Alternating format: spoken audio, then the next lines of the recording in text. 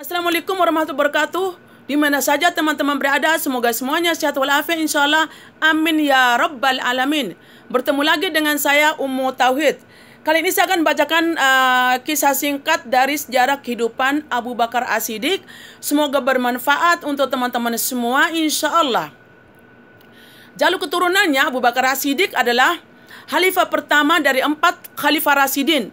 Ayahnya bernama Abu Quhafah bin Uthman bin Amr dan ibunya bernama Ummu Al-Khair Salma binti Sakhar bin Amr. Abu Bakar As-Siddiq mempunyai nama lengkap adalah Abdullah bin Uthman bin Amr bin Ka'ab bin Sa'ad bin Taim bin Murrah dan bin Ka'ab bin Lu'ay bin Quraisy. Beliau lahir di Mekah pada tahun 553 Masihiyah. Kehidupannya Abu Bakar As-Siddiq adalah beliau adalah merupakan salah satu orang terkaya dari kaum Quraisy dan profesinya sebagai saudagar kaya sebelum datangnya Islam. Juga beliau merupakan dari keluarga terhormat, terpandang dan sangat tinggi ilmunya di kalangan kaum Quraisy. Setelah berkenalan dan akrab dengan Rasulullah, beliau memeluk agama Islam. Diajak oleh Rasulullah tanpa ragu, beliau menerima ajaran Islam dengan ikhlas dan ridho kesadaran penuh dari hati nuraninya. Abu Bakar As-Siddiq merupakan salah satu orang-orang paling awal memeluk agama Islam. Dan selama hidupnya Abu Bakar As-Siddiq tidak pernah meminum minuman alkohol dan juga tidak pernah menyembah berhala seperti yang biasa dilakukan oleh kaum Quraisy pada umumnya. Dan beliau juga dari keluarga yang latar belakang dari keluarga terhormat di kota Mekah pada zaman itu yang dikenal dengan Bani Taim, dan tidak pernah menyembah berhala yang bertentangan dengan akal pikiran sehat.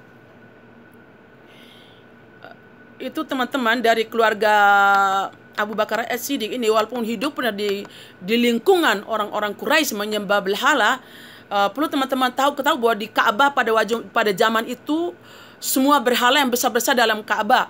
Tapi Abu Bakar As-Siddiq tidak pernah terpengaruh dengan agama yang menyembah berhala dilakukan oleh kaum Quraisy. Sebelum memeluk agama Islam, beliau dikenal dengan panggilan Abdul Ka'bah, dan setelah masuk Islam, Rasulullah memberi namanya Abdullah. Abu Bakar As-Siddiq merupakan orang pertama yang mempercayai adanya Isra Mi'raj yang dilakukan oleh Rasulullah SAW. Walaupun Abu Bakar As-Siddiq ini telah memeluk agama Islam, teman-teman, tidak semua keluarganya memeluk agama Islam. Ini teman-teman, kisah Abu Bakar As-Siddiq ini saya rekam dalam komputer saya setelah saya membaca sejarah Islam. Oke.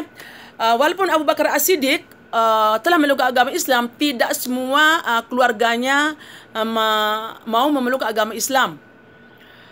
Misalnya istrinya bernama Qutailah binti Abdul Uzza tidak mau mengikuti jejak Abu Bakar As-Siddiq untuk memeluk agama Islam, sehingga Abu Bakar As-Siddiq menceraikan istrinya ini.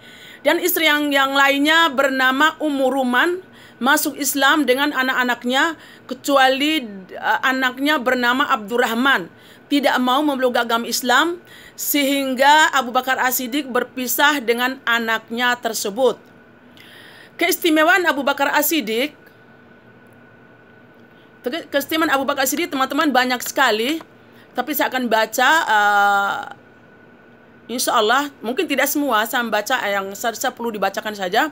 Kalau teman-teman juga ingin lebih tahu lagi, baca buku sejarah Islam, ataupun buka Google, ataupun buku YouTube, banyak sekali sejarah kisah sejarah Islam yang ada di Google atau YouTube, teman-teman.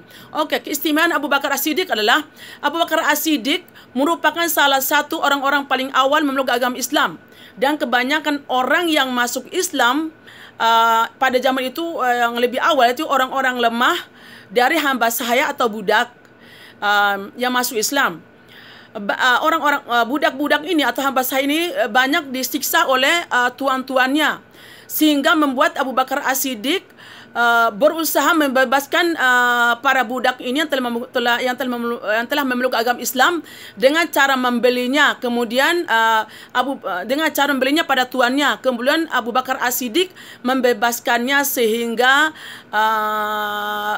orang-orang yang lemah masuk Islam ini menjadi merdeka. Kedua, Abu Bakar As-Siddiq merupakan khalifah pertama yang memimpin umat Islam. Juga beliau satu dari 4 khalifah Rasyidin yang bergelar khalifah yang diberi petunjuk. Beliau memimpin umat Islam setelah Rasulullah meninggal, yaitu beliau mulai memimpin menjadi khalifah, memimpin umat Islam mulai pada tahun 632 sampai 634 Masehi. Beliau menjadi pemimpin umat Islam sangat singkat sekali, 2 tahun 2 bulan 14 hari, sampai beliau meninggal dunia.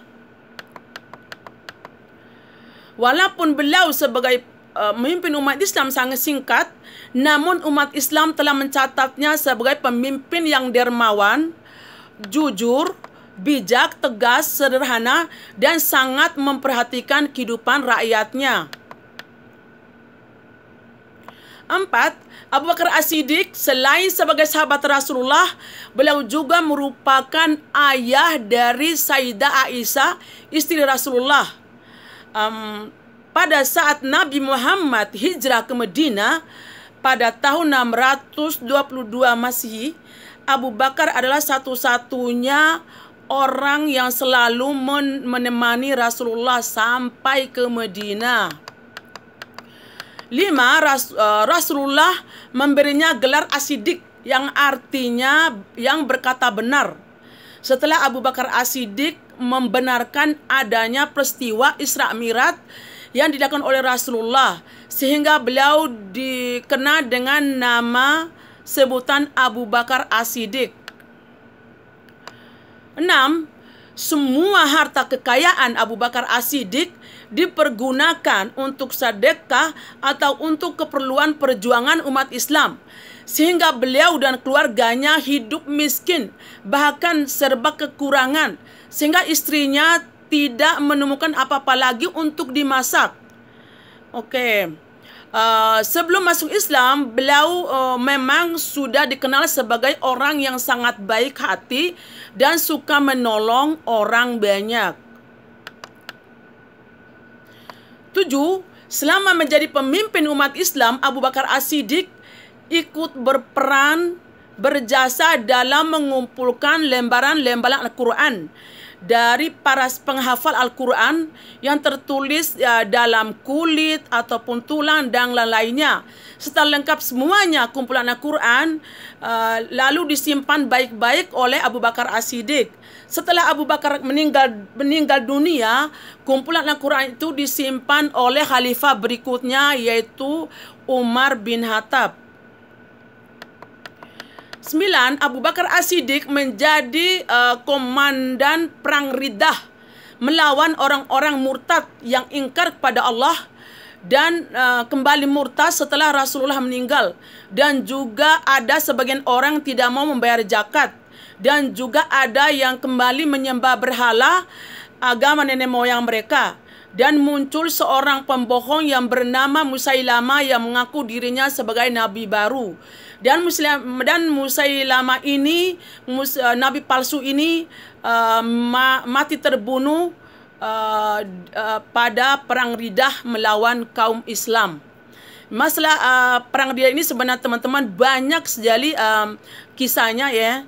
Tapi saya akan membacakan aja singkatnya aja. Karena ini kan saya membacakan kisah kehidupan Abu Bakar As-Siddiq.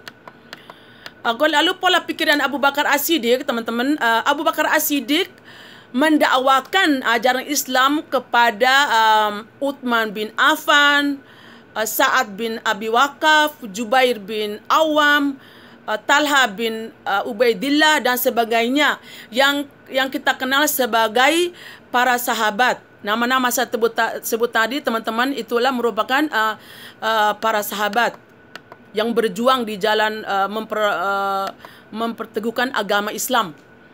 Ini itu pola pikiran Abu Bakar As-Siddiq, teman-teman. Lalu setelah beliau diangkat menjadi khalifah atau pemimpin umat Islam, beliau berpidato kepada rakyatnya di Madinah yang kita kenal dengan kaum Ansor atau kaum Muhajirin. Beliau berpidato, inti dari pidatonya beliau meminta kepada rakyatnya apabila beliau berbuat salah, apabila beliau berbuat baik, maka bantulah berbuat baik pula. Dan apabila beliau berbuat kesalahan atau keliruan, tolong ditegur atau menasihati dirinya. Ya, itulah teman-teman, Abu Bakar As-Siddiq ini sangat rendah hati. Sebagai khalifah beliau sangat rendah hati. Oke, itu lalu ini pola pikiran, teman-teman ya. Abu Bakar As-Siddiq menjalankan kepemimpinannya sebagai Abu Bakar As-Siddiq menjalankan kepemimpinannya sesuai dengan syariat Islam berdasarkan Al-Quran dan Sunnah Rasulullah. Abu Bakar As-Siddiq tidak segan-segan mengambil tindakan tegas kepada siapa saja yang ingin menghancurkan umat Islam. Oke, teman-teman, Abu Bakar As-Siddiq meninggal atau wafat, beliau meninggal di Madinah pada tahun 634 Masehi di usia 61 tahun. Dimakamkan di rumah putrinya Aisyah di Masjid Nabawi yang kita kenal dengan Rauda, di mana dalam Rauda ini, di dalam masjid makam ini beliau ada makam Rasulullah, ada Umar bin Khattab juga. Rauda ini tempat kita umat Islam berziarah bagi umat Islam yang melaksanakan umroh dan haji di Madinah, teman-teman. Semoga siapapun yang mendengarkan sejarah singkat Abu Bakar As-Siddiq ini bisa dipanggil oleh Allah untuk melaksanakan umroh dan haji, insya Allah. Amin ya Rabbal Alamin. Semoga Allah memaafkan saya kalau ada kesalahan, kekeliruan saya baca kisah singkat dari Abu Bakar As-Siddiq ini, ya insya Allah. Dan semoga apa yang saya bacakan tadi bermanfaat untuk teman-teman semuanya, karena saya juga masih belajar. Sekian dulu dari kisah sejarah Islam dari saya hari ini. Semoga kita semuanya panjang umur, sehat walafiat. Ketemu lagi dengan saya di video lainnya insya Allah. Wassalamualaikum warahmatullahi wabarakatuh.